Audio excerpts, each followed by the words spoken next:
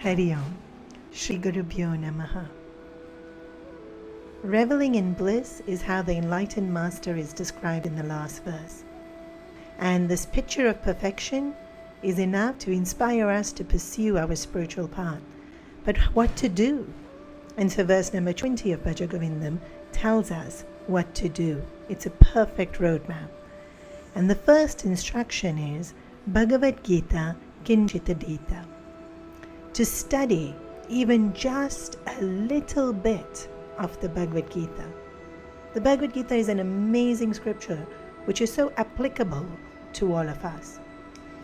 The Upanishads were taught to amazing students who already had studied extensively and had done years of tapas and had had enough dispassion to already renounce the worldly living and go and seek the master in the Himalayas. We don't have that amount of dispassion. We're not even willing to travel more than 30-minute commute. Better still, we want to watch the talk on Facebook Live from the comfort of our own homes. Don't get me wrong, technology is a wonderful resource, and it's better to be in satsang than not in satsang. And even this podcast can reach so many more of you than I can reach in person. But the point is, we don't have enough dispassion to drop everything and walk away from it, to seek that which is higher. We have our families, our work, our holidays already planned.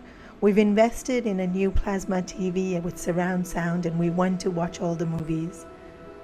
The student of the Bhagavad Gita is not like the Upanishad. It is Arjuna. Arjuna had a few wives, not just one. He is a prince that lived in a palace that is better than any 5-star hotel we've been to. He had vanities, fear, ambitions, and a lot of good habits as well, but definitely a few to improve bits about himself.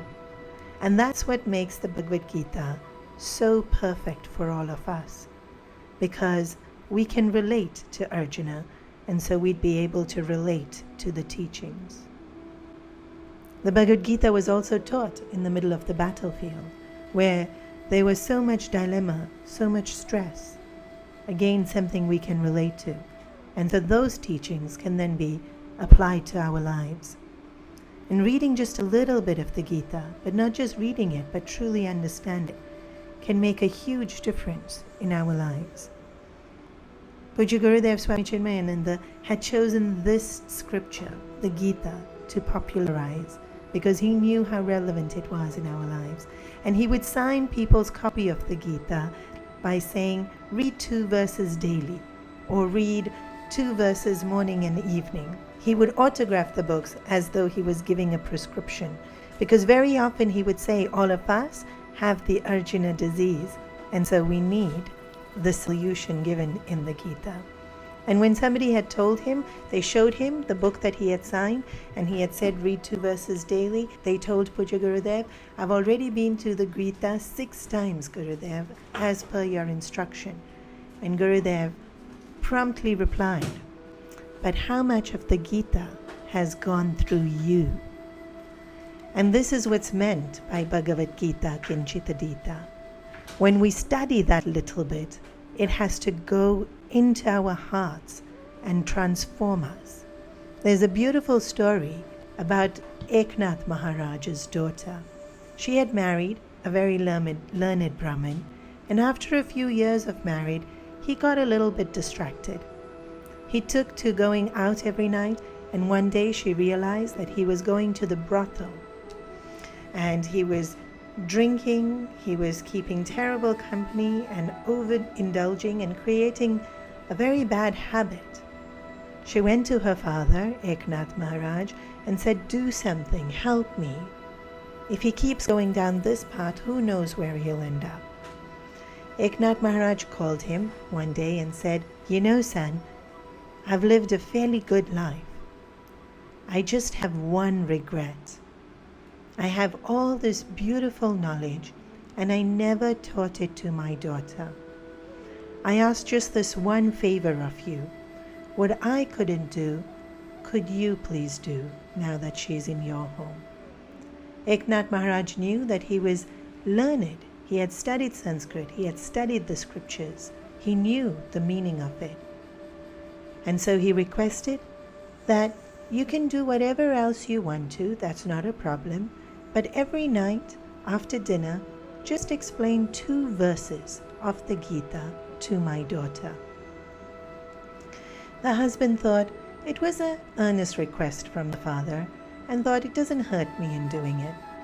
And so from the next day onwards, he would finish the dinner, take out the Gita, do 2 verses with his wife, and then proceed to where he would usually go. After a few months, maybe 2, 3, 4, his frequency of going had already reduced as he started teaching the Gita. But after a few months, he stopped going altogether. And instead of doing just 2 verses, was happy to do even 4 or 5 before they turned in for the night.